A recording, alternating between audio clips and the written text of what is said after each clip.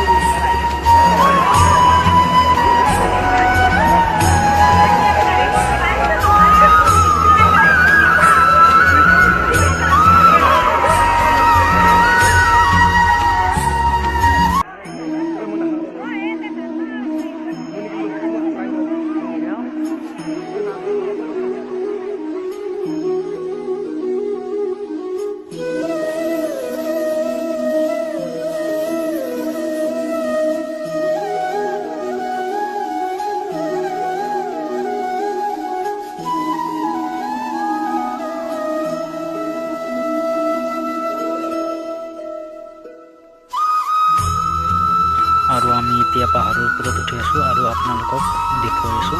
পাহাৰসমূহ ইমান ধুনীয়া লাগিছে। আপোনালোকক কেনেকুৱা লাগে নাজানো, কিন্তু মোক বহুত ভাল লাগে।